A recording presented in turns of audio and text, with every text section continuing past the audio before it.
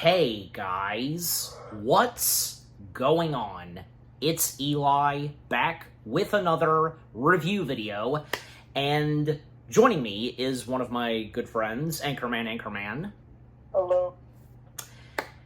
So after me and Anchorman, we reviewed a show, each and every single season, something to do with Batman. I'm sure you guys remember. Well, we decided to do something new, and after it went pretty well when we did say the Batman and such, And we both decided, and you guys seem to really be interested in, for us to review this. And on account that both me and Anchorman, we grew up with this show, and it was one of our jams, and since both me and Anchorman were huge Star Wars fans, if you couldn't tell already, yes, that's right, guys. Me and Anchorman are now finally reviewing, and starting with the first season, the first of, the 7 seasons of Star Wars, The Clone Wars. Yes. Yeah, because, the first things we have to say about Star Wars The Clone Wars, because, also with the mentioning of the movie, of course, but of course, the movie itself, that's for later. That's another story, for its own review. But, Anchorman, by all means, we'll start with you. What are the first things you have to say about, Star Wars The Clone Wars itself? I really love The Clone Wars. It's one of my favorite shows of all time. It has really grown on me from my love of Star Wars, and I think the show gets really great as the show goes on from season 1 all the way to the final season. Mm-hmm. And there's just a lot of good stuff that really explores the prequel saga really well for Star Wars, and I think it's the most action-packed of the animated shows for sure. And there's just so many memorable arcs that it's easily to pick which ones are the favorites for sure. And there's a lot of childhood memories I have with the Clone Wars. And it's one of my favorites, like I said. Yep. Okay, so now we come to me, because the first things I have to say about Star Wars The Clone Wars itself, couldn't have said it better myself like you, Anchorman, because, this was one of my favorites, and, and during the good old days of Cartoon Network, and even when the movie first happened, because, keep in mind that the movie was originally supposed to be, a few episodes, like the opener to the Clone Wars show, but that was when George Lucas decided to, put all those first episodes together into a movie, so basically the movie being the pilot. But a few months later, the show itself would kick off. And, I fell in love with The Clone Wars instantly, ever since, in October of, 2008. Ever since it debuted, and, as the show would proceed, I loved it instantly. I was, of course, hooked like anybody else. And, sure, because, especially, the first 2 seasons of The Clone Wars, hit and miss, and, maybe not a really good start, but, did have a solid start, of course. But as the show would proceed, it, of course, would get a lot more better. Yeah, and as we all know. The fact, because we would get an official Star Wars show, and this being computer animated, and this would, of course, be set in the prequel era, and in between, say, Attack of the Clones and Revenge of the Sith. And on account of new characters stepping in, most prominently Ahsoka and Captain Rex, and with the addition of, say, Asajj Ventress, a few bounty hunters, and, there had never been anything like what was brought to Clone Wars altogether. Yep. And because, say what you will, because, we technically did have other pieces of Star Wars shows, and in the case of animation, there was one of, say, C-3PO and R2-D2, and one of the Ewoks, but, technically both of those not really being considered canon, but yeah. And also there was, say, the Micro Clone Wars series. Yeah, I mean, of course, like any of us, I mean, I remember watching that. That was the first piece of Clone Wars material we saw in animation. But as of now, of course, we have this, and this being the official, piece of Clone Wars animation in Star Wars. And, because the fact that the Micro Clone Wars, which both me and Anchorman, we did review that before, if you want to go check it out, volumes 1 and 2, even as of now, looking back at the Micro Clone Wars series, well, there are bits and pieces of that would be considered canon, yeah. I mean, especially since, you had Ventress debuting in the Micro Clone Wars, and, yeah, also on account of General Grievous and such, but, but yeah, and with the first season of Clone Wars, because, again, maybe not the best start, but it had a solid start. There were some pretty good episodes to come from Season 1, and also to go ahead and mention this because, yeah, well, not every single episode in Season 1, well, a few of them, and even when it would come to, say, Season 2 and then, a little bit of Season 3, they would not be in correct order, but that would be until, say, up to the last batch of episodes of Season 3, then they would start doing the show in chronological order. So, yeah. And I'm sure you guys are well aware of this. But for me and Anchorman, because actually we were talking about this at one point, we even attempt to try and do that, to review this in chronological order, meaning that we would have reviewed episodes from seasons 2 and 3 along with, like season 1. You get what I'm saying? But, well, that didn't work out, so here we are now. We're starting with season 1 and from there on. So, yep. So there you go. Nothing wrong with that. But yeah, and just looking back and doing a bit of rewatch and recap of Clone Wars itself, yeah, because the memories we have of Clone Wars altogether, and this is what we grew up with, and especially since this was before we would get so many more Star Wars shows that are, of course, part of the official Star Wars canon, and, even after, say, Clone Wars, some of the other Star Wars shows we would get that would become, good ones, well, Rebels, then there would be, say, Resistance, and most prominently, The Mandalorian. But before all those happened, we first got Clone Wars. And, I think probably without Clone Wars, we wouldn't have the whole thing where we would have full-blown shows that are in Star Wars and they're canon and such, But anyways, but to round off with the first things I have to say about Clone Wars itself, yeah, this Clone Wars, there has never been anything like Clone Wars in the world of Star Wars, without a doubt, yeah. Okay, so with the first things both me and Anchorman had to say about Clone Wars, well, let us now dive in / break down Season 1 itself, yeah. Okay, so, starting with, the first episode, the episode that technically started it all, besides the movie, Ambush. In this episode, Yoda, along with 3 clone troopers, must face off against Asajj Ventress and her droid army while on a mission to a moon of Ragosa. Yeah. And also on account that basically Yoda and the clone troopers, they want to convince and have the Toytarians join the Republic, because Ventress is trying to get them to join the Separatist lineup, but yeah. But, this was a solid start, and for this being the first episode of Clone Wars altogether, again, besides the movie. Yeah, that was the pilot, technically, but yeah. But yeah, we'll come to you, Anchorman, because what are the first things you have to say about Ambush? I think Ambush is a good episode. I like it's all about Yoda teaming up with a group of clones to take out Ventress's army just to team up with the Trandoshan warriors. And I just like how Yoda just trolls all the battle droids. Like, he's just having fun with it. Yeah, and the clones are just kind of sitting back and watching him do it.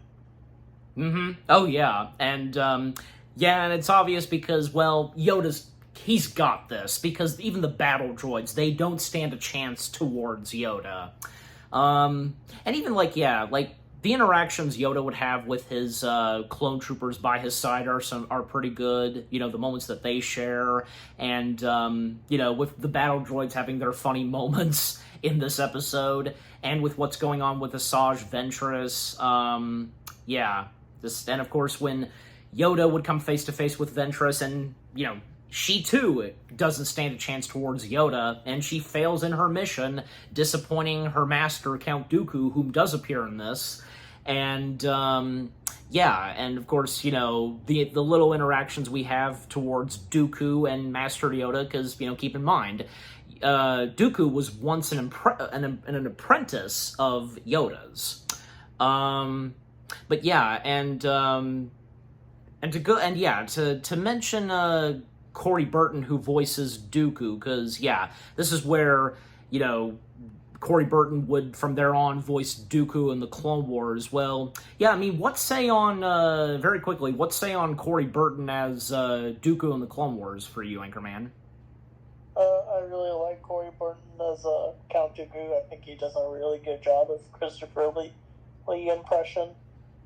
Absolutely. I couldn't agree more, because... And the fact that Corey Burton had been voicing Dooku even before this, because he actually had been voicing Dooku ever since the character started to make his debut. I mean, not just with, say, Christopher Lee as Dooku in Attack of the Clones, but a few things that were, you know, a tie-in to Attack of the Clones, like the Jango Fett game, or, of course, the Micro Clone Wars series. Yeah. So... yeah, it's amazing that, yeah, from day one, Corey Burton had been voicing Count Dooku. But yeah. So anyways, but yeah, just overall, the first episode, the one that starts off Season 1, Ambush, it was pretty good. Okay, then we come to the Malevolence episode trilogy, the Malevolence arc, episodes 2, 3, and 4. Yeah, Rising Malevolence, Shadow of Malevolence, and Destroying Malevolence. Because, yeah, in this first episode trilogy, well, in Rise Malevolence, General Grievous uses his latest weapon, the Malevolence, and the Malevolence having this super-powered weapon, and which destroys Plo Koon's fleet, and they're stuck in an escape pod with 3 clone troopers. And Plo Koon fends off more battle droids, while Anakin and Ahsoka mount a rescue mission. Then in Shadow of Malevolence, after, yeah, because basically they've escaped, they did manage to rescue Plo Koon, and not to mention that Ahsoka and Plo Koon have such a big connection with one another, and the fact that Plo Koon, he did discover Ahsoka and brought her into the temple, and for her to become a Jedi, because she can, when at one point they have no luck finding Plo Koon, she can sense Plo Koon's presence, and yeah, they rescue him, and them trying to avoid being spotted by the Malevolence. But they would, ultimately, when they didn't shut off, out of everything they shut off, they didn't shut off the medical droid. And with the super-powered weapon, you know, activated and fired upon them, well, they did manage to escape, and even after getting sail out of a lot of debris. But, yeah, then in Shadow of Malevolence, because the Malevolence has been revealed to the Republic, and Anakin and a Shadow Squad in these Y-Wings, yeah, the Y-Wing bombers, you know, and which, yeah, being accompanied by Ahsoka and Master Plo Koon, they launch an attack, on the, Malevolence, and whom is going to target at this medical station. And then when it comes to the third and final episode in the Malevolence trilogy, yeah, Destroy Malevolence. Well, Padme Amidala and C-3PO, they're taken hostage when, yeah, they came in at a wrong time, just, yeah, in the middle of when they were trying to take down the Malevolence. Yeah, their ship is pulled in and being taken hostage by Grievous. And, well, it's up to Anakin and Obi-Wan to board the ship and to rescue the Senator and her protocol droid. And, yeah, the fact that the Malevolence itself, it's such a huge, massive ship, predating, say, the Death Star or the big Star Destroyer that we would first see in Empire. Yeah. And having a huge, super-powered weapon like the Death Star would have. And the fact that inside of the Malevolence, and when it comes to Destroy Malevolence, we see so much more of it. There even has like a train going by and all that. And, well, and also the fact that when it comes to Destroy Malevolence, you know, this is like one of the first times that Obi-Wan and Grievous, you know, they cross paths. And Grievous saying hello there. Yeah. And to mention a couple of others about, you know, of, say, Shadow of Malevolence, because, yeah, them, like, going through space and the Y-Wing bombers, and, you know, even, like, say, when they, do you remember what they're called, Anchorman? Because they come across those flying creatures. The whales. I probably got it wrong. Yeah, I mean, you know what? I'll remember to put the name of those alien creatures in a text right here. But yeah, you know what we're talking about. But yeah, just wanted to mention that, and the fact that the Shadow Squad, there would be a few in the Shadow Squad that would be lost. Yeah, but in the end, they still managed to complete their mission. Okay, but coming back to you, Anchorman, because what do you have to say about the Malevolence episode trilogy? I really like the Malevolence trilogy. I like how the first one's about Plo Koon and the Wolf Pack trying to survive in the vacuum of space. And they get rescued by Anakin and Ahsoka.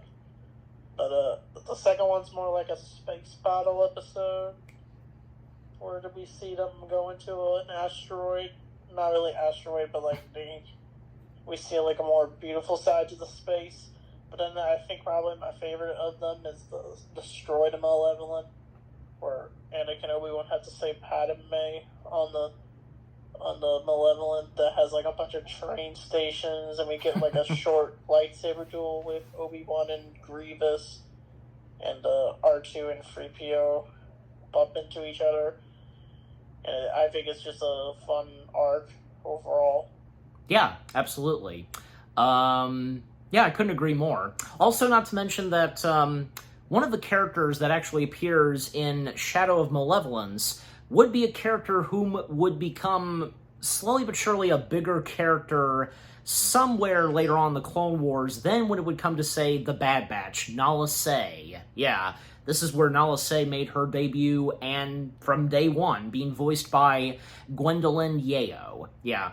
Also, we have to acknowledge General Grievous, because, yeah, definitely when it came to, say, Clone Wars, and besides the micro-Clone Wars, because, yeah, that was where Grievous first debuted, and then when we got, say, Revenge of the Sith, yeah, he really got to shine. But Grievous got to shine so much more in the Clone Wars series, and, of course, Grievous, once again, being voiced by Matthew Wood. And with me, because I'll start first, well, Grievous in the Clone Wars, well, he did not disappoint. The more we get to see of him, and the fact that, yeah, because this is Grievous before where we would see him in the events of Revenge of the Sith, and we know, of course, in Revenge of the Sith, he dies in the hands of Kenobi. He's defeated. Grievous being such a cool, aggressive, evil general, his hatred for the Jedi, especially towards Obi-Wan, and to really see him do so much more lightsaber duels and all that, and all the things he does throughout Clone Wars, it's just amazing. Yeah. And what say you, Anchorman, on Grievous and the Clone Wars? I like the micro-series Clone Wars Grievous, but I think they portray Grievous pretty well in this show, too, or how he's kind of still like the slimy general. Of course. Of the army, who just hates Obi-Wan, and they do a lot in this show, which I really like. Indeed. Absolutely. And here's another thing, to go ahead and mention this, because, yeah, the fact that all throughout Clone Wars, not once is there an interaction between Anakin and Grievous. Oh, I mean, even Dave Filoni, he had to restrain himself from doing that, because imagine what it would have been like if we had that happen. But the fact that in canon, Skywalker and Grievous, they do not come face-to-face with one another until, say, Revenge of the Sith. Yeah, that's when they first meet. So, in Clone Wars, they're not supposed to meet. Sure, they technically do cross paths, only say when they're fighting in space, or even say if, like, when in one of the next episodes, Grievous is chasing after Skywalker in space, when Anakin's is in his starfighter. But, yeah, until we get there. But just, yeah. of course, like, yeah, on account that Obi-Wan, yeah, we have Obi-Wan having so many interactions with Grievous and having so many lightsaber duels with him, yeah. But just, yeah, it just overall, because with how Grievous is done in the Clone Wars series, does not disappoint. Okay. All right, but moving on, and yeah, now that we finished with just the Malevolence trilogy, now we come to, this was a pretty good episode, and I think this was one of D. Bradley Baker's favorite episodes in Clone Wars. One of them. Well, especially since he voices all of the clones. Yeah, and that being Episode 5, Rookies. In this one, alone on a distant outpost, Commander Cody and Captain Rex must inspire the rookie clones to believe in themselves to stave off a commando droid invasion. Now, this was a pretty good one, and the fact that little did we know at the time that, well, we were introduced to some pretty big, great clone characters and who would become the fan favorites. Echo and Fives, and there was also Heavy. And, yeah, just, with them put to the task, they're the rookie clones, and they're being, they're being inspired by Commander Cody and Rex, and, on this outpost, a lot of shenanigans that happen, like, yeah, the commando droids that step in, and even when, like, say, there's an eel and all that, and the commando droids, they kill some of the clones, and they disguise themselves as the clones, altering their voices. Ugh. It's just really cool. Yeah, great to see that this is one of the first episodes of the Clone Wars where it centers on the clones themselves. Yeah. But what say you, Anchorman, on Rookies? I really like Rookies. It's I like how it's all centered on the clones and having to learn to work together as troopers. And we see them go through like various hardships, like the commando droids or like the giant slug creature thing. Yeah, I said eel, so yeah, that's what they refer to a good sacrifice with Heavy. I like how he says how he doesn't take orders from droids, prisoners or whatever, and then he just blows up the entire facility as the clones honor his sacrifice. And I like the first appearance of Fives and the other clones. I thought they worked well with Rex and Cody. Yeah, Fives and Echo, so... And after all that happened on the outpost, they would become higher-ranking clones, Fives and Echo. And we all know that, of course, and what would come for them next. But yeah, just overall, Rookies was a pretty good episode, and to center on the clones themselves, and especially on account of the rookie clones. Yep. Okay, but next we come to, a two-parter episode of Season 1, which centers on R2-D2 having been lost and being captured by General Grievous and the Separatists. Yeah, Episode 6, Downfall of the Droid, and Episode 7, Duel of the Droids. So, in these episodes, and with Downfall of a Droid, Anakin must find the missing R2-D2 before the Separatists discover the Jedi military secrets locked in his memory banks, and in Duel of the Droids, Anakin, Ahsoka, and replacement droid R36, nicknamed Goldie, whom we of course see in Downfall of a Droid first, they embark on a dual rescue/sabotage mission when they discover R2-D2 is being held at General Grievous's secret enemy listening post. Now, honestly, I feel like that, yeah, these were some of my favorite episodes of Season 1. Not just these, but there were plenty of others that I enjoyed in Season 1, of course. Like, of course, the Malevolence. I enjoyed that. But, in this, because, yeah, it's interesting to see, because, at one point, because R2-D2 is lost, and even after, say, they crossed paths with General Grievous and the Separatist command fleet under his command, and when at one point Grievous and Skywalker were fighting out in space, but his starfighter got hit, and he survived, but R2 was not recovered. He was lost, and even when at one point Anakin and Ahsoka, they try to find R2, they come across this ship that may very well have R2-D2, and this alien guy whom, storing a lot of droids in pieces and all that. Got knocked, if I even got his full name right, being voiced by Ron Perlman. Good to see Ron Perlman be a part of Star Wars. Well, I mean, Anakin really determined to find R2, but when it seems as though there's just no sign of R2, and this alien guy just might not have R2, but he actually does. He's actually been hired by Grievous to bring in R2.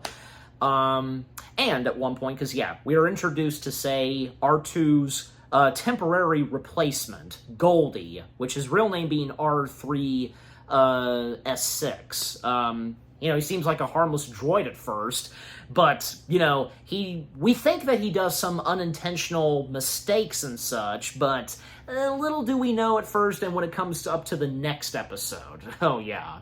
And then with Duel of the Droids, because I'd say probably, this was my favorite especially, because, yeah, when Anakin, Ahsoka, and Rex and some of the clones, they arrive where Grievous is, the secret enemy listening post, well, they managed to track down R2, and, even say Obi-Wan. Obi-Wan was not too thrilled with what Anakin was doing, and Obi-Wan at first didn't really view R2 as a special droid, but Anakin did for sure, because how much of a huge connection Anakin has with R2. And R2, as we all know, being unlike any astromech droid in the world of Star Wars. Facts. Yeah. But overall, because with them arriving, and they do split up at one point, Anakin just goes off by himself, while Ahsoka and the clones, they're with Goldie, and, yeah, because at one point, Ahsoka would cross paths with Grievous. That was pretty cool in the little lightsaber duel they have. And when ultimately Anakin would save and rescue R2. And when, yeah, it is discovered that Goldie turned out to be a traitor and is also having worked alongside with Grievous. Yeah, and that little fight between R2 and Goldie. And of course, ultimately, R2 won in the end. And Goldie, he got what he deserved pretty much. But those two episodes were pretty good. Yeah, that center on R2-D2. And I hate to bring this up, but I know you probably were going to mention this, Anchorman, but I beat you to it because I'm sure maybe some of you know this, that there actually was a Lego Star Wars special where that too, having to do with R2 having gone missing. And I'm sure you remember what that is. Oh, yeah. Okay, but let's come back to you, Anchorman, because what say you on those two episodes? Yeah, Downfall of a Droid and Duel of the Droids. These episodes are... Yeah, I do like the concept of them trying to rescue R2 from Grievous.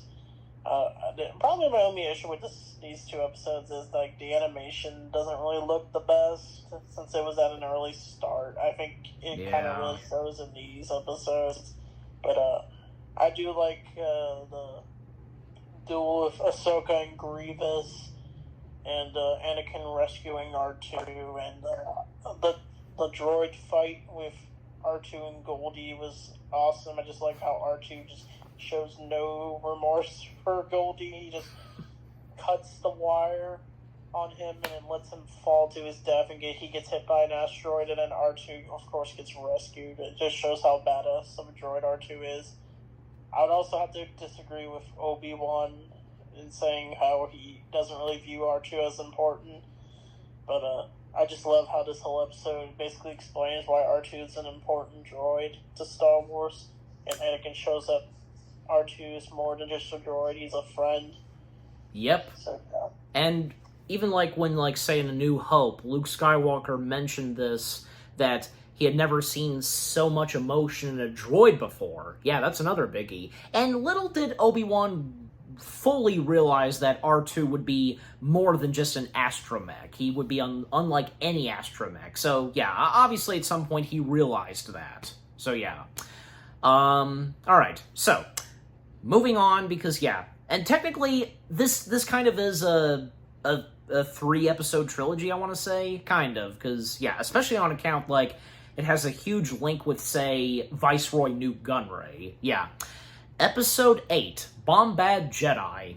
So yeah, starting with this, because yeah, in this episode, Padme travels to Rhodia to meet with an old family friend, Onaconda Farr, whom is the same species as Greedo, about the lack of food rations, and unfortunately, Farr has just made a deal with the Separatists, and most prominently Newt Gunray, and Padme is imprisoned, and it's left up to Jar Jar Binks and C-3PO to rescue her. And yes, this is where this is our first episode to have Jar Jar Binks once again being voiced by good old Ahmed Best. And fun fact, because, the fact that this was the first episode to have Jar Jar and with Ahmed Best voicing Jar Jar, he actually wouldn't come back to voice Jar Jar for the next batch of episodes that have Jar Jar in Season 1, because he was busy with other projects, and Phil LaMarr stepped in, and, nothing against Phil LaMarr. He did pretty good voicing Jar Jar, filling in for Ahmed, but yeah. But of course, when Ahmed would come back to voice Jar Jar up to, say, Season 3, and from there on. So, yeah, great to see. And, yeah, because, many people, and I'm sure the same goes for a lot of you, the negativity and hatred towards Jar Jar, because, I know I probably said this before, he never bothered me. He has never bothered me, even, say, when it first came to Phantom Menace. Never.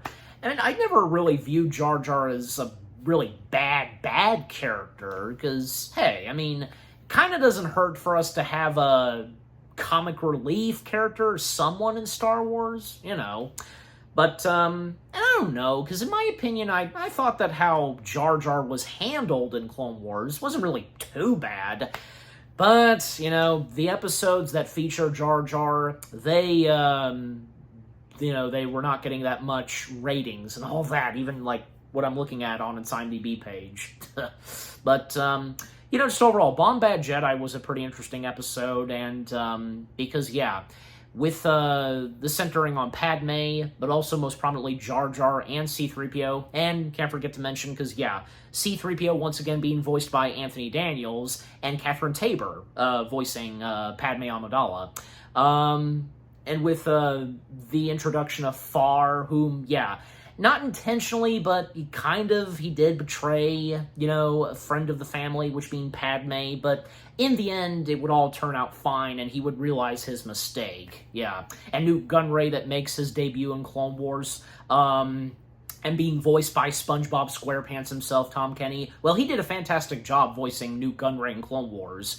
And all the shenanigans that Jar Jar gets himself into while trying to rescue and save Padme, and even when he wears a cloak, that looks exactly like a Jedi robe, and even the battle droids, they mistaken Jar Jar for a Jedi. Even say when Jar Jar, he befriends this underwater creature. This underwater creature does help out Jar Jar, near the end of the episode. But, yeah, just overall, Bombad Jedi, it is what it is. May not be the best, and on account of Jar Jar, but, But what say you, Anchorman? What say you on Bombad Jedi? This episode's alright. I'm not the biggest Jar Jar fan, but, I wouldn't say I hate the character. Okay, good. But, it was interesting to see Jar Jar pretending to be a Jedi. It would have been cool if he used a lightsaber in this episode, but I guess not. I don't think he would have lasted that long using a lightsaber. That's a fact. No. Anyways, okay. But then coming up to the next episode, Cloak of Darkness, because, yeah, right after the events of Bombad Jedi, Newt Gunray is taken in, and, yeah, Ahsoka and Master Luminar Unduli escort the captured Newt Gunray to trial, unaware that Count Dooku has dispatched his deadly apprentice, Asajj Ventress, to free the prisoner and eliminate the Jedi. Now, this was a pretty good episode, and the fact that, yeah, this was the first time where Ahsoka, not being with her master, but with another Jedi Master, which in this case being Luminar Unduli.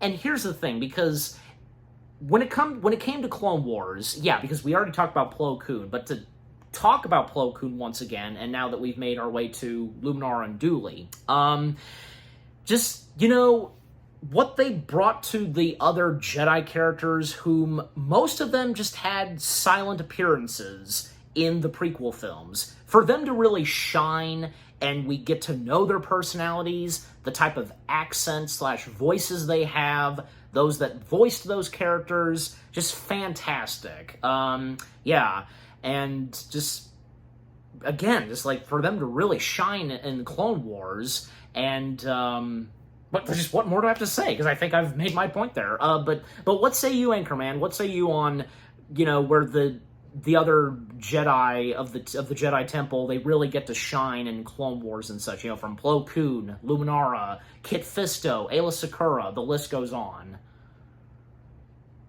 Yeah, I agree. I do like them exploring the other Jedi, like Plo Koon in the Malevolence arc, and then Luminara in this episode, and Kit Fisto in the Lair of General Grievous, which we'll get to. Yep, we'll get to that right after Cloak of Darkness, but yeah.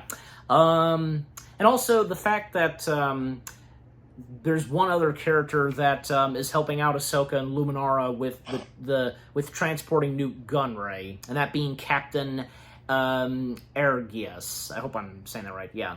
And to mention the other voice cast members, because I already mentioned Tom Kenny, Olivia D'Abo be voicing, Luminara and Dooley, and I most prominently recognize her in Star Trek. She was in one episode of TNG where, her character having the powers of Q, and Q himself observing her, and so on, and that was from Season 6. I'm sure you know exactly what I'm talking about, for any of you Trekkies, but anyways.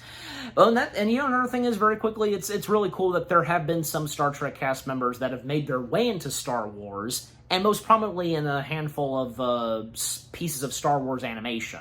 Yeah. And Captain Ergus being voiced by James Marsters. Yeah, because any comment from you, Anchorman, on that character, the captain himself? I always had a suspicion that he was the bad guy, but it's shown more at the end of the episode, but it all comes to an end once he's stabbed by Ventress. Yeah. Okay, and for me to continue with Cloak of Darkness, then we'll come back to you with what else you've got to say about this episode. Yeah, just again, where, Ahsoka is with Luminara, they're dealing with Nute Gunray, and the advice and all that Luminara gives to Ahsoka is pretty good. And even when, say, at one point, and when Ventress, she makes her way on board the Star Cruiser, the Republic Cruiser, and, they both, of course, try to take on her, but then when Ventress, vanishes further into the ship, Luminara has Ahsoka remain to keep watch on Nute Gunray. She can do this by herself. But sometimes, not every Jedi that goes solo can handle an enemy themselves. And yeah, in the case of Luminara, she was not able to take on Ventress. And yeah, it's a good thing that in the end Ahsoka did come to Luminara's aid. So yeah, but yeah, just and because again, with the captain, whom turns out to be a traitor, he too has been hired by Dooku to bring in Nute Gunray alive, and even there was like a standoff between one of the clones and the captain. That was pretty cool. But yeah, but just ultimately, because with a lot of damage that Ventress does on the Republic Cruiser, but it still manages to be in one piece.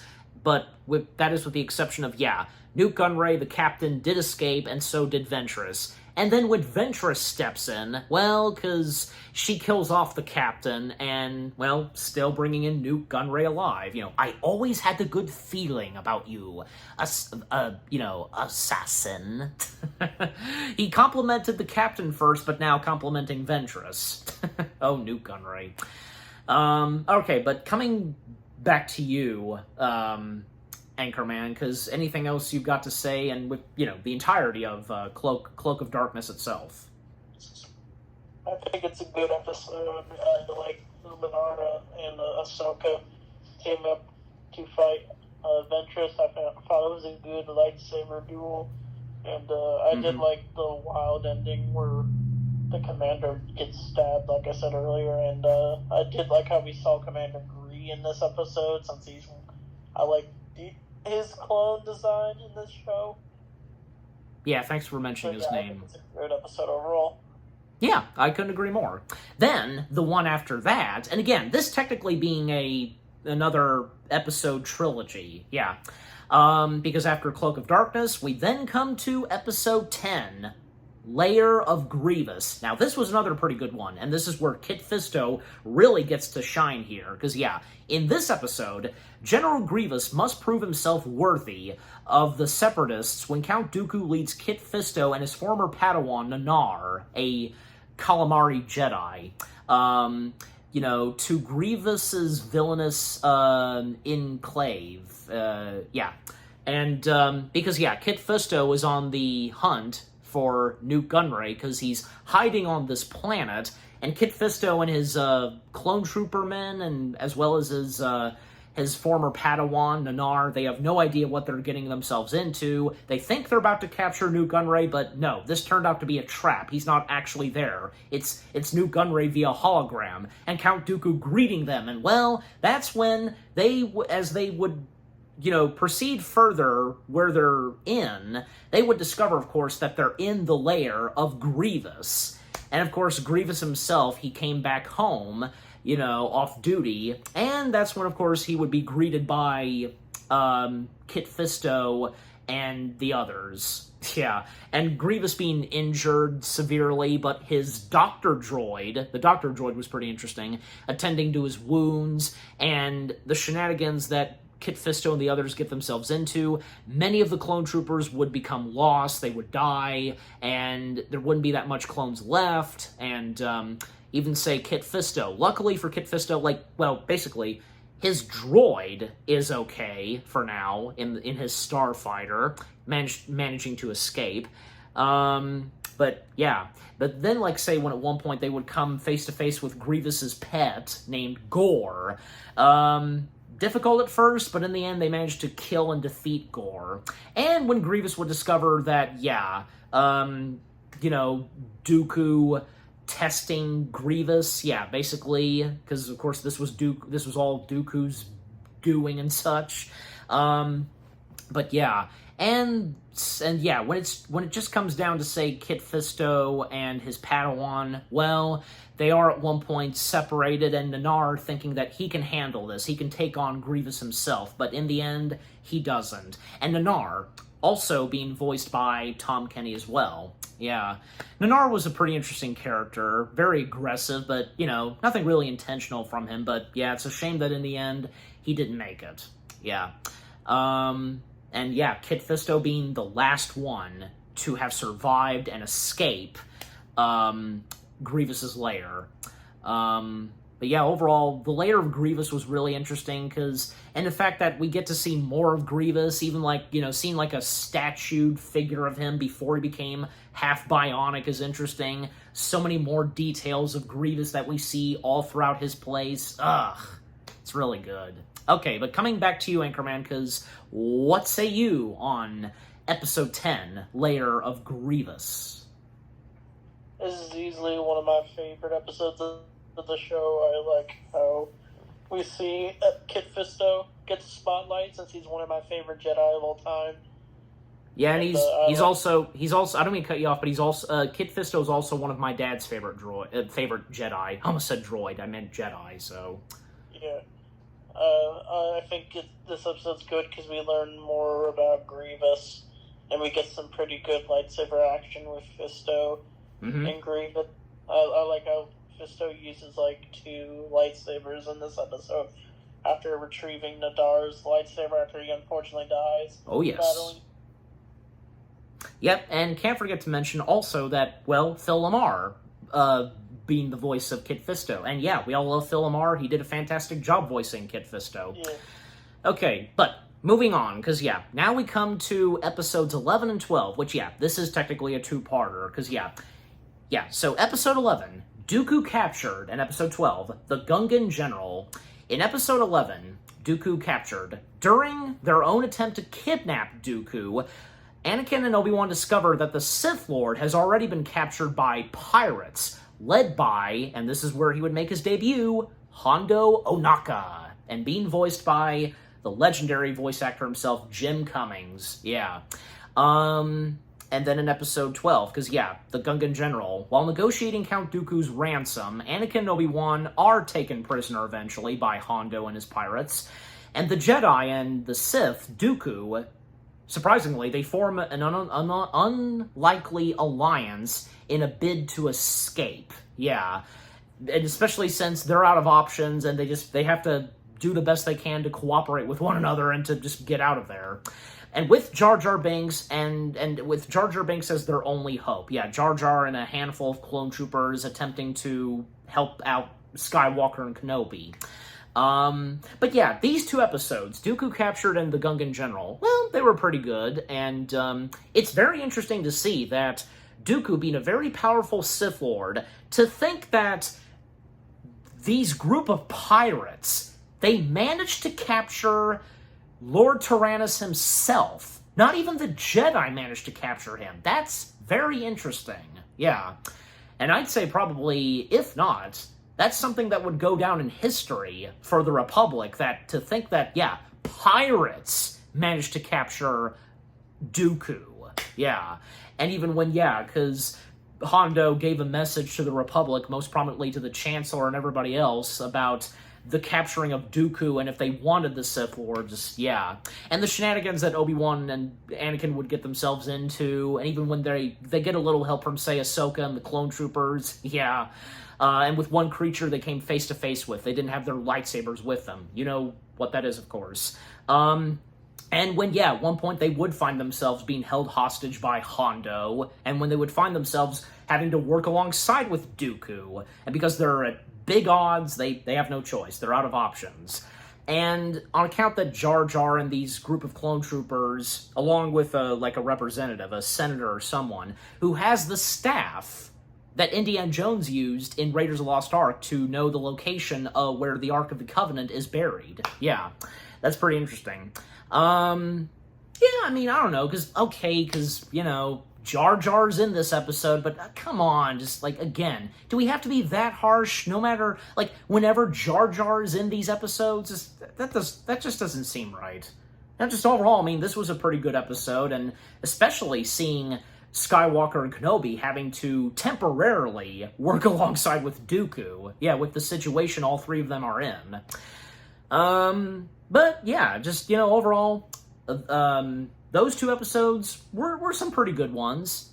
And the fact that, because the biggest, most prominent moments to come from those two episodes, Dooku being captured by the pirates, Hondo Ohnaka's debut, Dooku, Skywalker and Kenobi, all three of them joining forces for now, and just, Okay, but coming back to you, Anchorman, what say you on episodes 11 and 12, Dooku Captured and the Gungan General?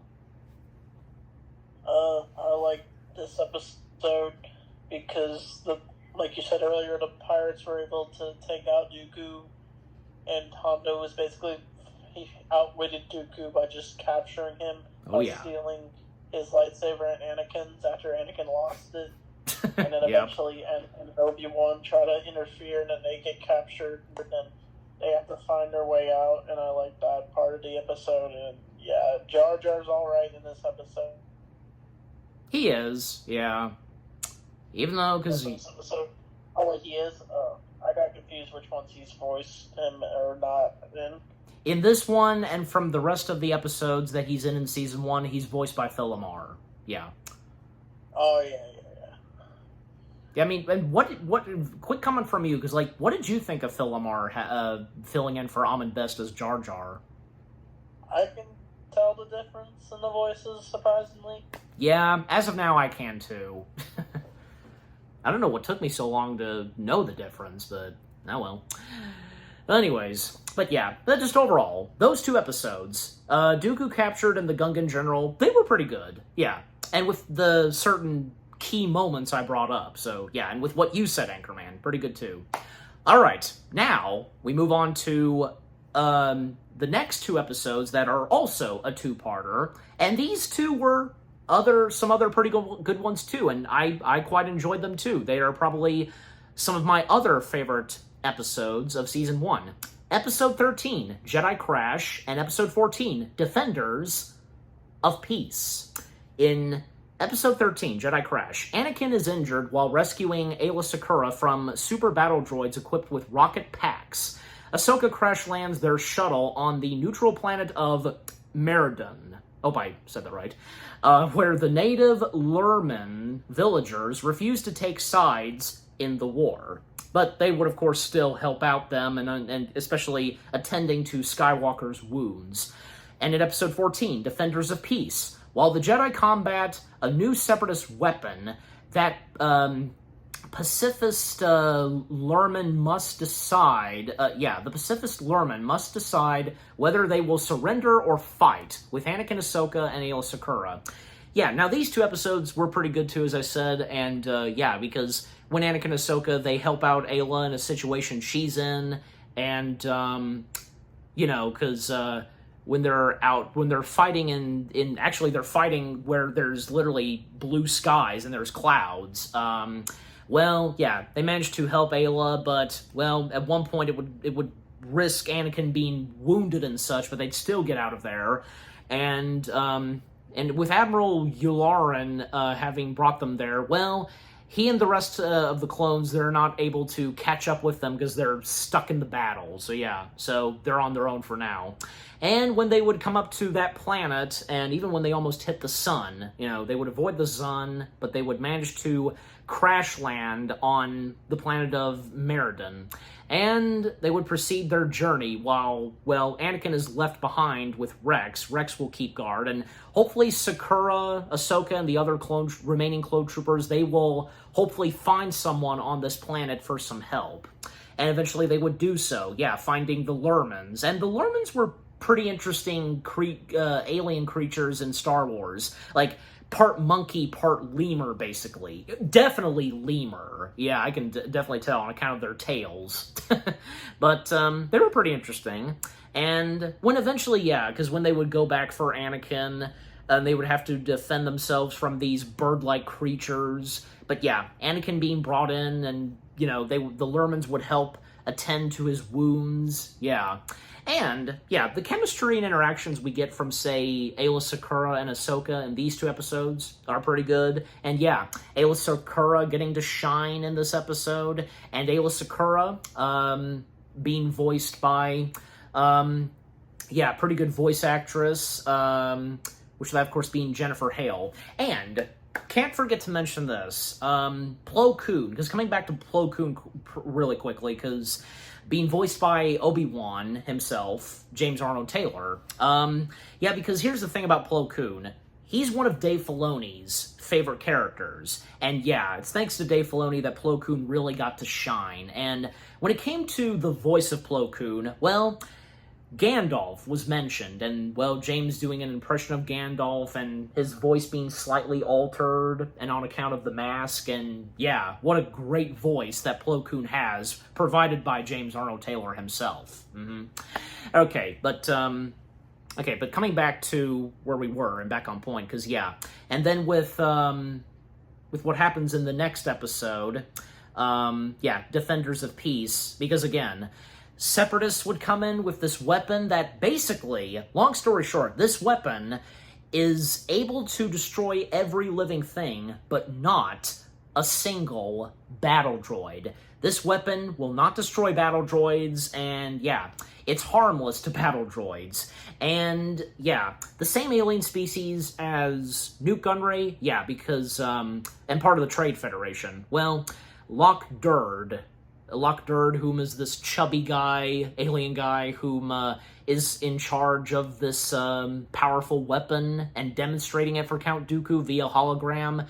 Because he was pretty good in this episode, especially being voiced by, and speaking more of Star Trek, big-time Star Trek cast member, Sulu himself, George Takei. Oh my. I had to. But George Takei, he did a fantastic job voicing this character. There was a funny, behind-the-scenes fact when it came to them casting George Takei voicing Locke Durd, because yeah, because on account of George Takei, like, something very funny and such when it came to, you know, like, the character's look and design and such, because, yeah. Anyways, I'm sure maybe some of you know about that. And, yeah, and to mention the Lurmans, because, yeah, well, two of them most prominently, Whack 2 being voiced by Alec Medlock, and his father, whom is the chief of the Lurmans, T. Watt Ka, being voiced by the late George Coe. Yeah, because T. Watt is totally against the whole thing about, you know, the Jedi helping them, and he's willing to accept death, but his son Wagtu, and then slowly but surely some of the other Lurmans, they're not willing to die and for their village and their people to go down by the Separatists. And that's when at some point they would take it upon themselves to join alongside with the Jedi and the last remaining clone troopers to take on the Separatists. Not to mention that at one point the Jedi infiltrated their territory that they placed. They took one of their shuttles. They took a couple of shields, and yeah. And then when it came to, say, the droid battle, then the weapon being destroyed, Locke Durd would be brought into custody.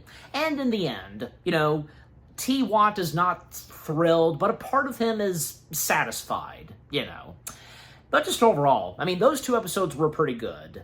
Okay. But what say you, Anchorman, on those two episodes, episodes 13 and 14? These are good episodes. I like seeing Anya Sakura get spotlighted in this episode, and oh yes, her dynamic with Anakin and Ahsoka is pretty good. And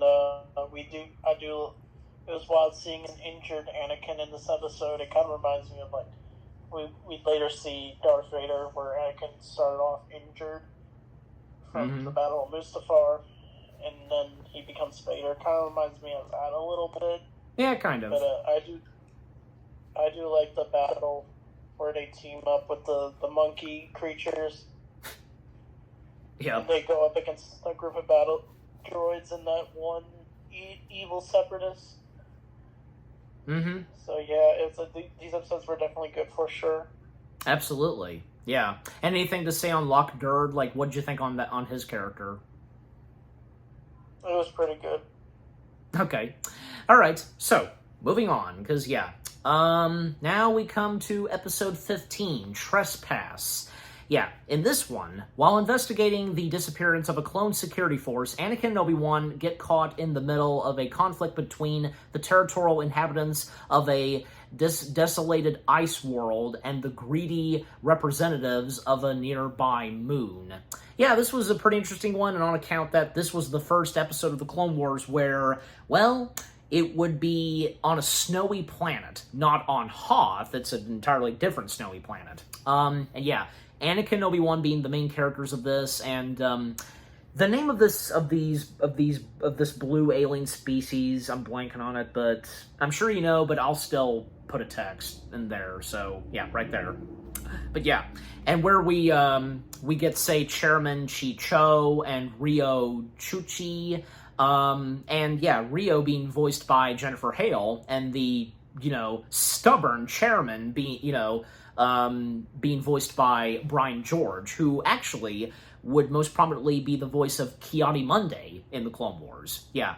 And those creatures that we see that live on the snowy planet, we most prominently saw that alien species in the Cantina in A New Hope. But yeah, the fact that Obi-Wan and Anakin, they're doing their best on account of the stubborn chairman, like, you know, not getting along with those creatures, and yeah, like, there's almost a war between them, and also C-3PO having tagged along with them, and on account there's battle droids, just, yeah, a lot of things that are going on in this episode is pretty interesting. Yeah, I mean, just overall, this was a pretty good one, and the fact that, yeah, this episode being set on a snowy planet, the achievement, the animation of the snowy planet, and with the winter clothes / wardrobe the characters wear, just, you know, overall, it was a pretty good one.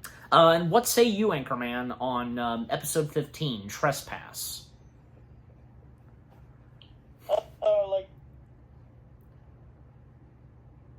reminded me of Hoth a little bit, and I like Anakin and Obi-Wan Snow uniforms they wear. They probably made it to sell some action figures, but it looks cool on them. Okay, anything else you've got to say in with what goes on in this episode? Yeah, I like I don't know, they fight against those, I forget what their species called, but they were in the background of the Cantina scene in New Hope, but they're basically warriors in this episode, which I thought were cool, and I like the blue people too. I don't think they're the Chiss, like Grand Admiral Thrawn, but they were like similar species. Yeah, they're totally different, especially on account that these guys, they have, like, they sometimes have, like, tattoos on them, so... Yeah. Yeah, but just overall, Trespass was pretty good. Okay. Moving on, because now we come to episode 16, which being The Hidden Enemy. This one, it takes place, actually, right before the events of the Clone Wars movie. Yeah, because, well... Anakin, Obi-Wan, and the clones, they find themselves on Kristavus. But yeah, in The Hidden Enemy, Anakin and Obi-Wan discover evidence of a traitor amongst their ranks while attempting to lead Republic forces to liberate Kristavus from a separatist siege. Yeah, this was pretty interesting, and Anchorman, by all means, you can start off with this. Like, yeah, what say you?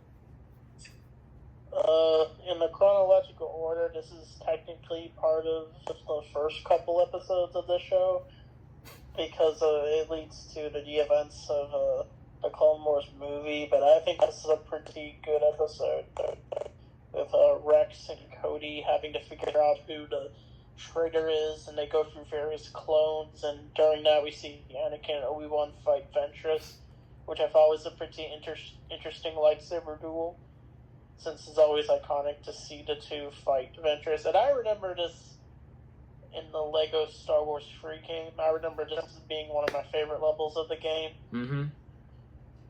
Yeah, and I too... Yeah, easily one of the good episodes of the show. Yeah, and I was about to say, I too, of course, had played Lego Star Wars 3, and yeah, I vaguely remember that level, because, you know, I obviously am aware that was a level in, you know, in Lego Star Wars 3, and I'm sure you do too, but yeah. And to talk more about this episode, because when it comes to Cody and Rex, they're trying to crack down whom any one of their brothers is a traitor, which, yeah, when they bring in a group of clones, they bring them in for questioning, and it would start to get slowly but surely intense. Well, one of them does step forward and reveals themselves to be the traitor, and it's this one clone named Slick. Yeah, he turns out to be a traitor, and yeah, talk about a clone whom is one of the earliest clones to become a traitor and such. You know, especially before, say, well, Order 66 happened. I mean, that's different, and on account of this, where, yeah, very rarely would there be a clone that would turn against the Republic and such. Yeah, and in the case of Slick. But yeah, but with what's going on with Rex and Cody going up against Slick, and when it comes to, say, Anakin Obi-Wan going against Ventress. Yeah. And yeah, technically, because this is where Anakin and Obi-Wan have their first encounter with Ventress, technically, but again, looking back on the Micro Clone Wars, yeah. And yeah, the lightsaber duel between them was pretty good, and not to mention, when they lose Ventress, she manages to escape. Well, she's preparing herself to, well, go and capture Jabba's son, which, yeah, as it's shown very later in the episode, that's what she's about to do. Nice setups there. And the confrontation between Cody, Rex against Slick is pretty good too. Not to mention Kevin Kiner. Cannot forget to mention Kevin Kiner, who did the music and score for Clone Wars. Did a fantastic job. Because there were times he took some bits and pieces of John Williams' music. Well, I mean, of course, every single bit of music that John Williams did in Star Wars is reused for anything Star Wars. And it's in the credits of every episode of the Clone Wars, and you guys know this too. But most prominently in this, when they're trying to tackle Slick, I recognize, and I'm sure you did too, Anchorman, one piece of music that Kiner took from Attack of the Clones, the speeder chase through Coruscant, you know, that was reused for this. that was pretty good. Like, it fit very well with what was going on. But yeah, just overall, The Hidden Enemy, it was a pretty good episode, and the fact that, yeah, we deal with a clone who goes rogue and is a flat-out traitor. Yeah. Well, because Slick, he doesn't like how the Republic is using his fellow brothers and such, but, yeah, I mean, we understand his point, but still, he did do a bad thing, betraying his brothers and the Republic altogether, so, yeah. Okay, but moving on. Now we come to episodes 18 and 19. Oh, I'm sorry, 17 and 18. Yeah, my bad. Yeah, and this being another two-parter episode, technically. Yeah, episode 17, Blue Shadow Virus, and episode 18, Mystery of 1,000 Moons. In Blue Shadow Virus, evil scientist Dr. Nuvo Vindi is recreating the dreaded Blue Shadow Virus in his secret underground lab on Naboo. When he captures Senator Amidala and Jar Jar Binks, Anakin and Obi-Wan must mount a rescue operation. Not just them, but Ahsoka, Rex, and a couple of other clone troopers, they tag along as well. Not to mention this Lady Gungan, whom also is joining the characters in this episode. Yeah, she was pretty interesting. A pink Gungan.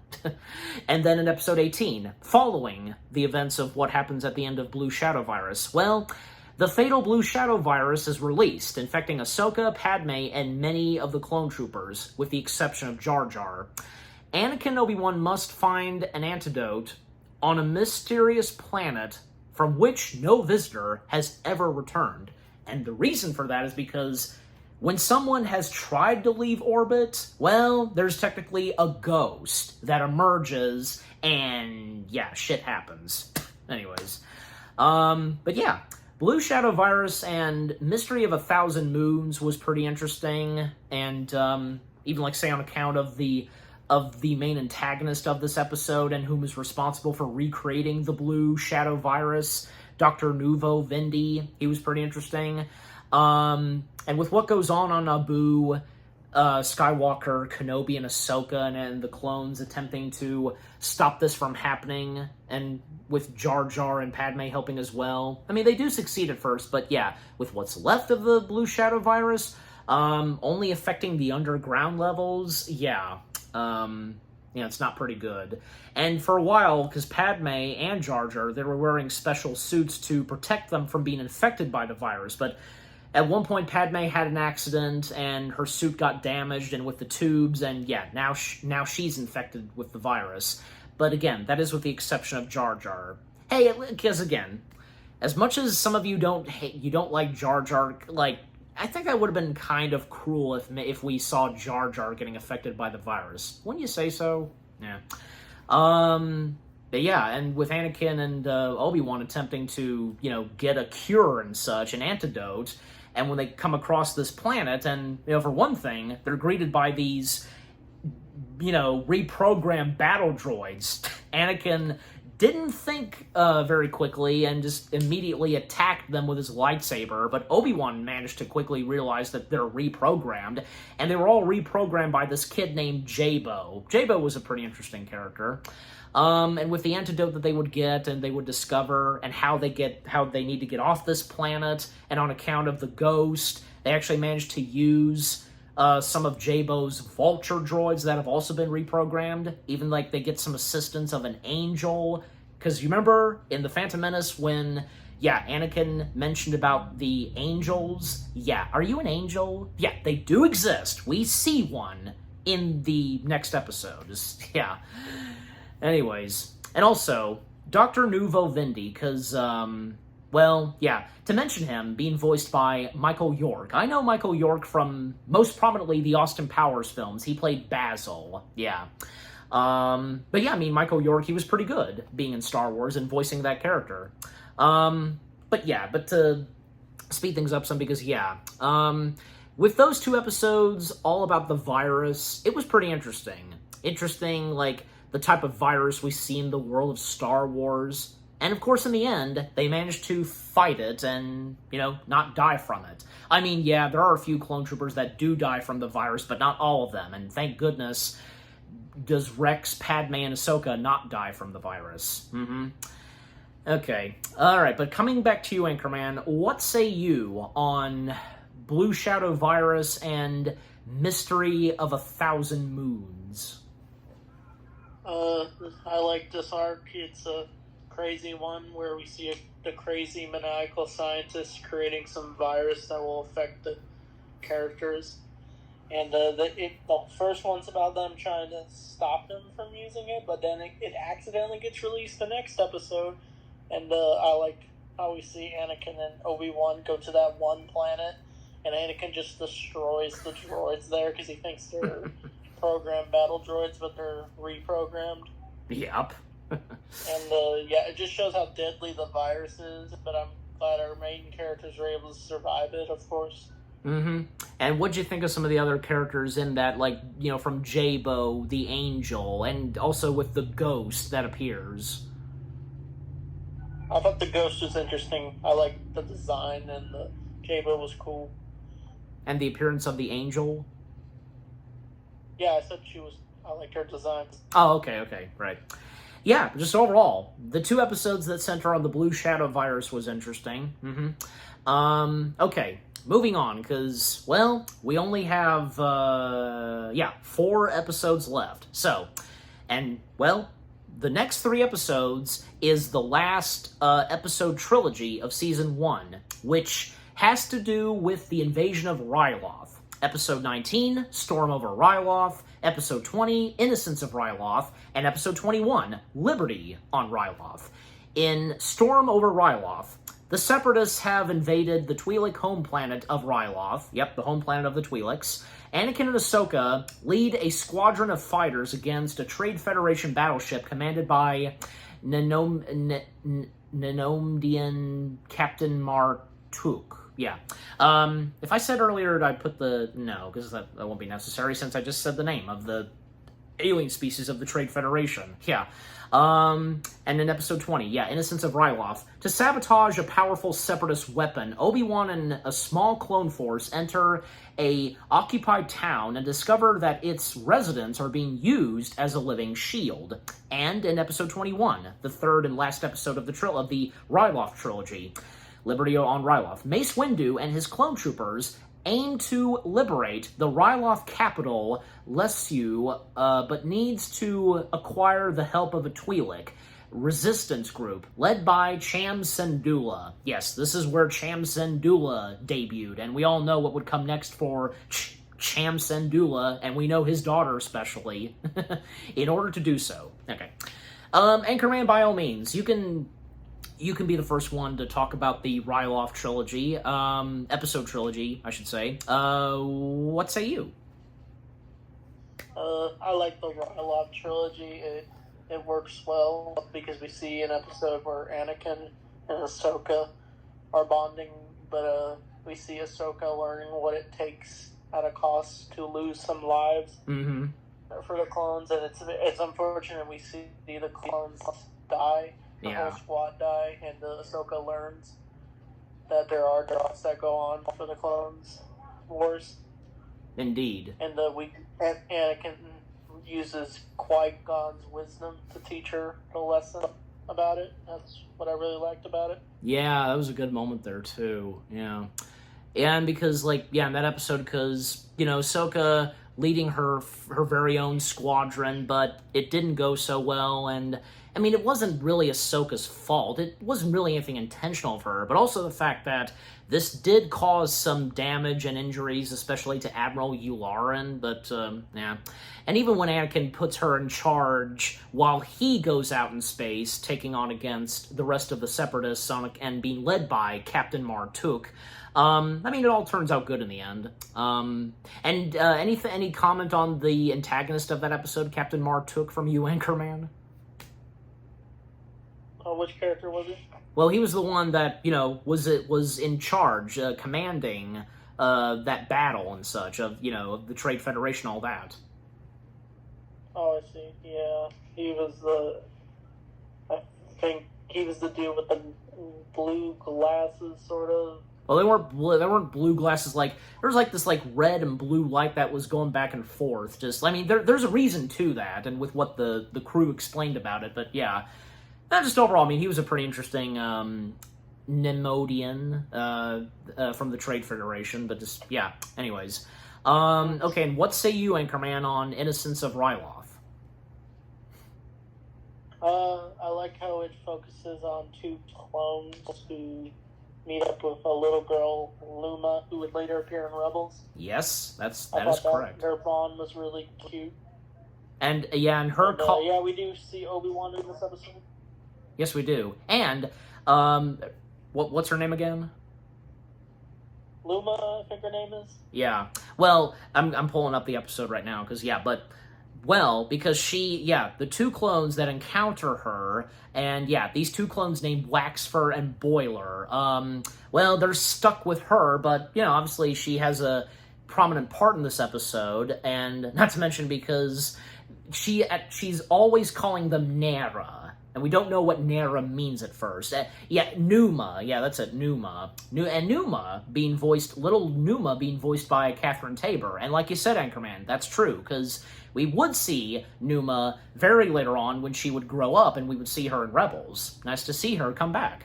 And, yeah, in this episode, because with what's going on with these group of Twi'leks, yeah, they are they're being held prisoner by the Commander X-220 droid, being voiced by Corey Burton. Yeah, because those type of commander droids were pretty interesting. Yeah, what say you, Anchorman, on those commander type droids and such? I always like their design. They look like an interesting droid design. Yeah, and definitely, and they can be very commanding at times. Anyways, yeah, but just overall, that episode was pretty good too, you know, because with Numa, the two clones, Obi-Wan, of course, being there, and towards the end, Obi-Wan would help the two clones know what Nara means. Basically, it means brother. She's referring to them as brother. Because, I mean, yeah, they are brothers, so yeah. Okay, and then Liberty of Ryloth. What say you, Anchorman, on Liberty on Ryloth?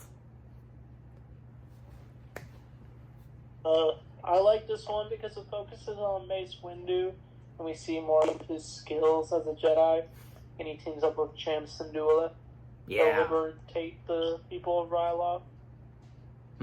And what do we have to say about Cham Syndulla and the fact that, yeah, his debut was in Clone Wars?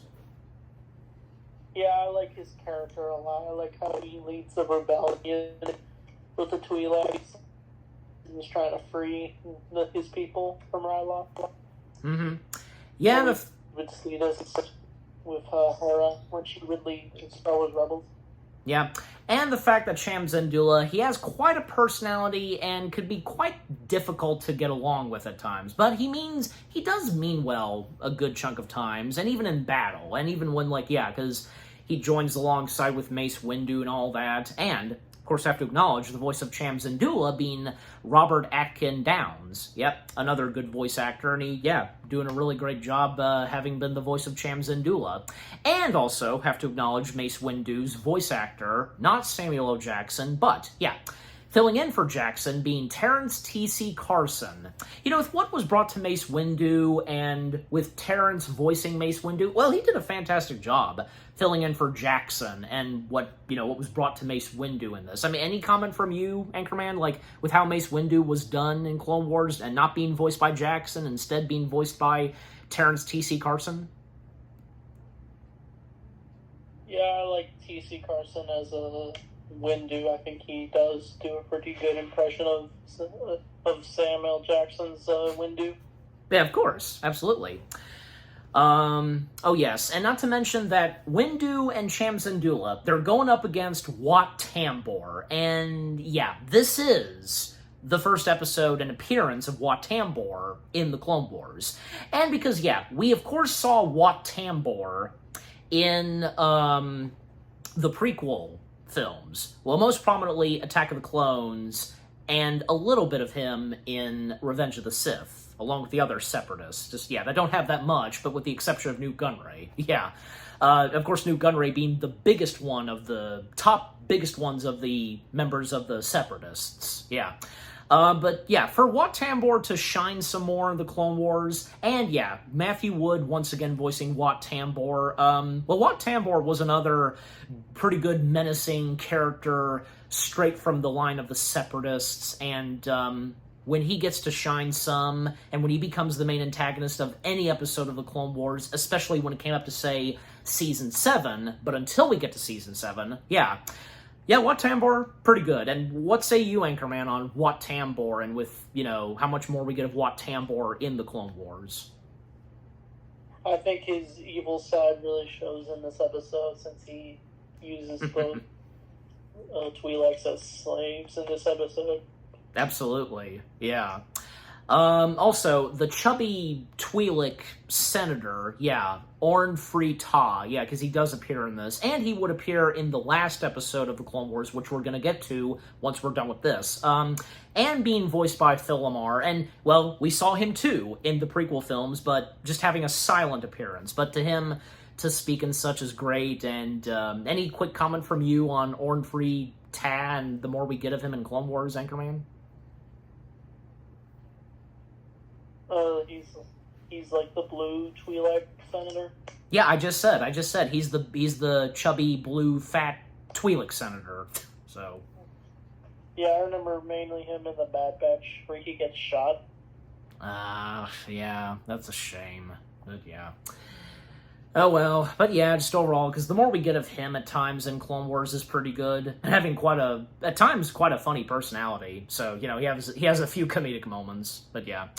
But just overall, because, the final episode of the Ryloth episode trilogy, Liberty on Ryloth, because when they're up to that point where they're reclaiming Ryloth, well, the Twi'leks are reclaiming their planet, taking down the Separatists, Anakin and Ahsoka making a quick appearance towards the end, helping out Mace Windu and Cham Syndulla, and just, overall, they managed to win, defeat / bring in Wat Tambor, and Ryloth is at peace again. Yep, they've reclaimed their home planet.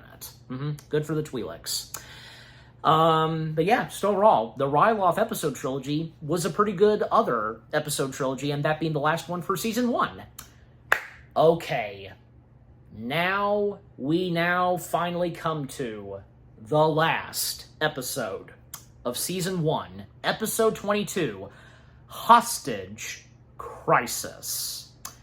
In this episode, to free crime lord Zero the Hutt, bounty hunters seize control of the Senate building and take hostages, unaware that Anakin Skywalker is still inside.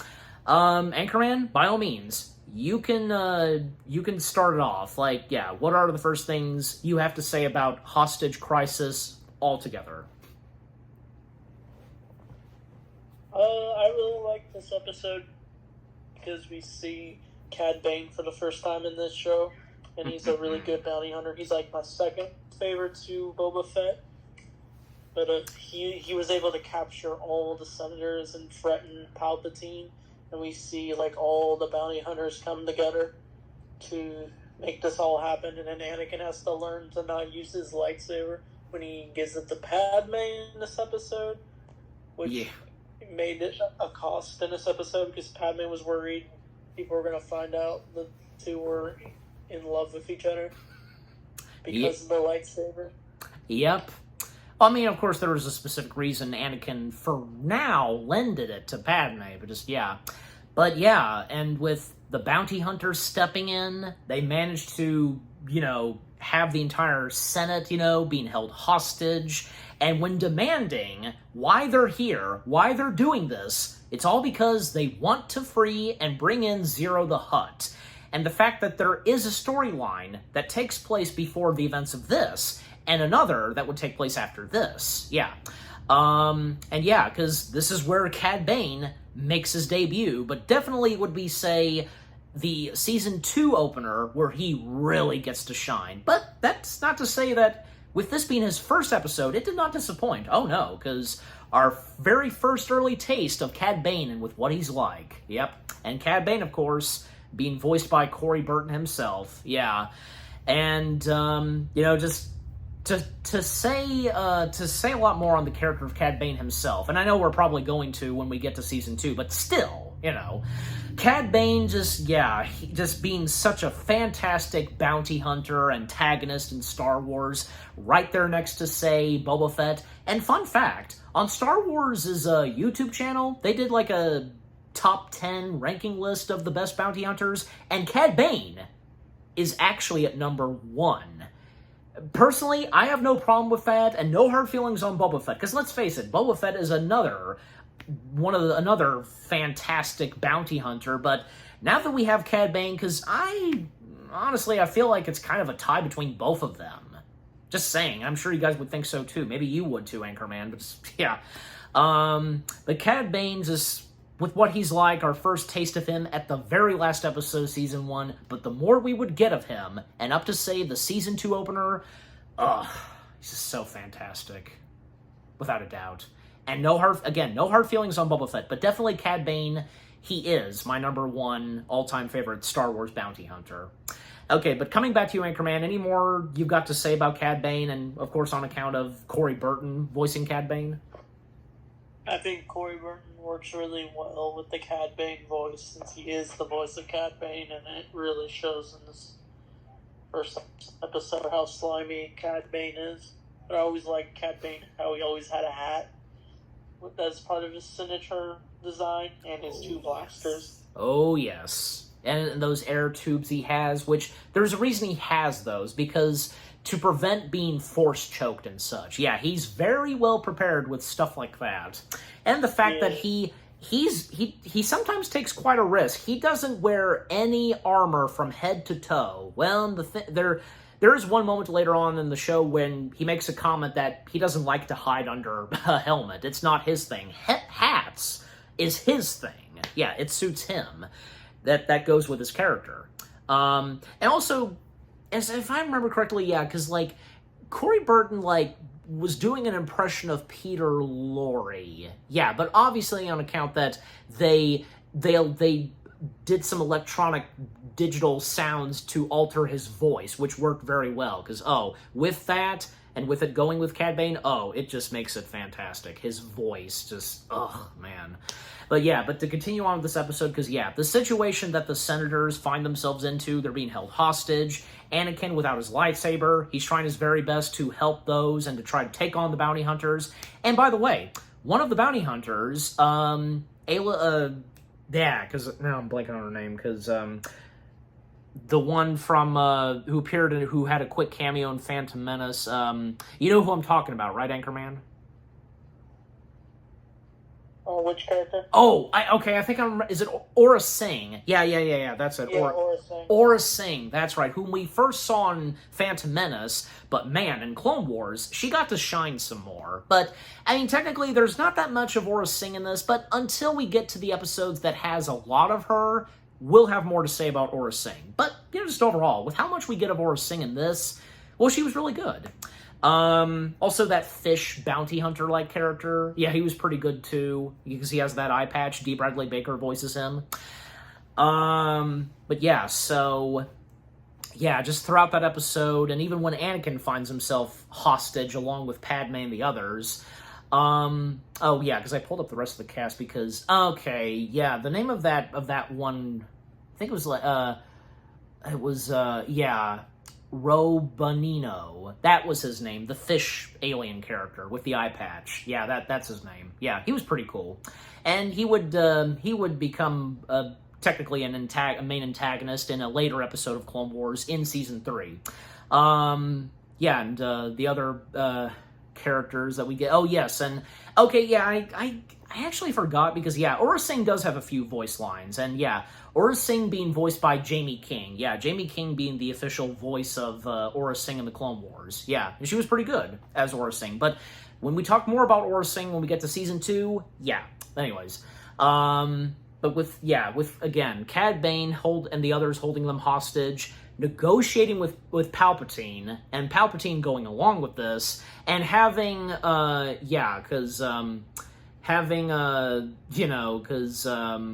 Orin Free T go to basically have Zero be set free, which that's what would happen. Eventually, they would all come to terms. Zero the Hutt would be set free, and but the bounty hunters, they're not letting all of the senators off that easily, because they did set off a bomb, but just in time, when Anakin regains consciousness, Padme lends his lightsaber, and sawing the floor, they get out of there, they go underground right as those explosions go off, And the bounty hunters, in the end, they succeed with, retrieving Zero, and from there on.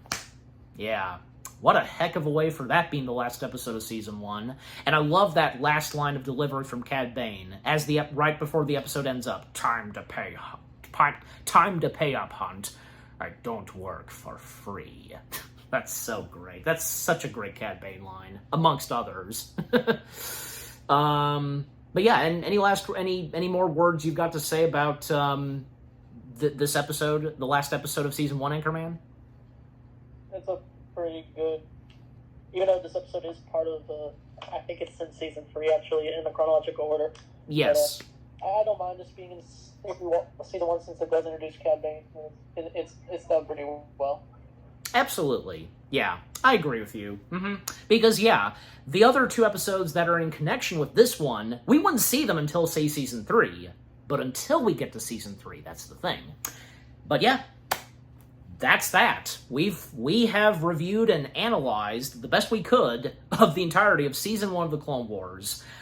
Yeah, the first season of Star Wars The Clone Wars, may not have been a really fantastic start. It had a solid good start. Nothing really bad or anything.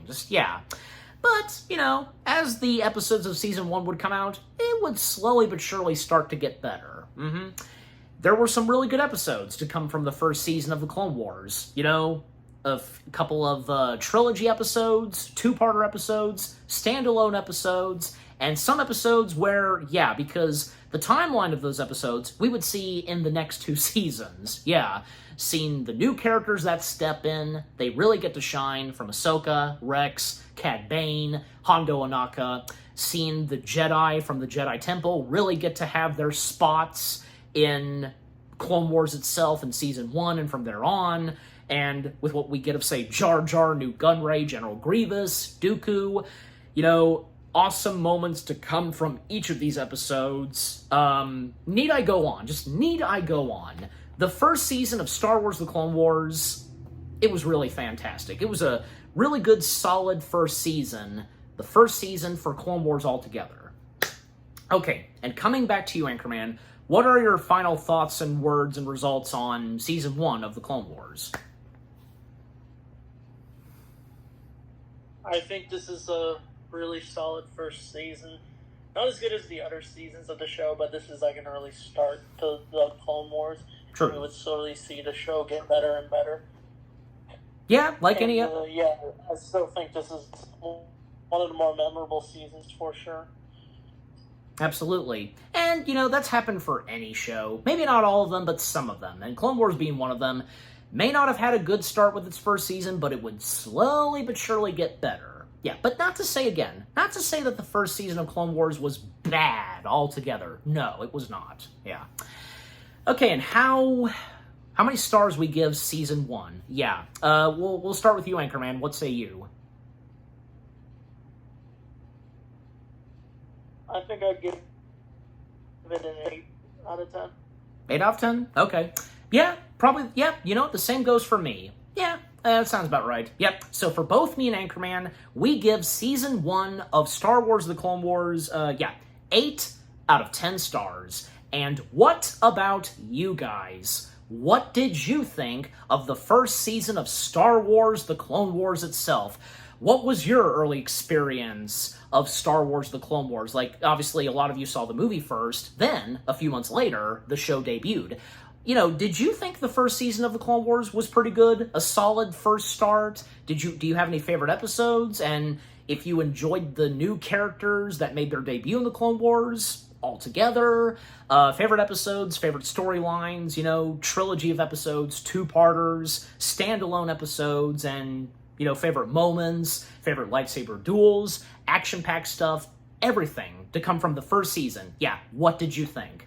and with what me and Anchorman had to say, our review of Season 1 of The Clone Wars. And yeah, what did you think of our review of Season 1 of Star Wars The Clone Wars itself? Leave comments and give this review video a like, as always.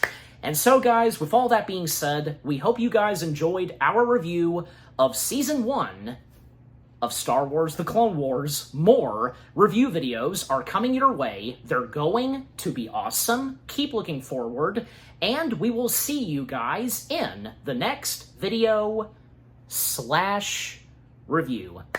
And, well, this is just the beginning. We started with Season 1, and we will continue on with the next 5 seasons. Yeah, actually, no, 6, because we'd start with, 1 down, 6 to go. Yeah, basically. Yeah, so that's true. So, all right, and Anchorman, it was a great pleasure having you join me for the first season, and yep, again, this is just the beginning, because, yep, this, we have another journey for us to do, reviewing the rest of Clone Wars. Thank you for having me on. Anytime, my bro, anytime. Yep. So, yeah, any last words? Say goodbye? Goodbye. Okay, he says that. For me, well, yeah, again, thank you very much for watching. Take care. Me and Anchorman's journey of reviewing Star Wars The Clone Wars has just begun. Until Season 2, peace out, and may the Force be with you. Always.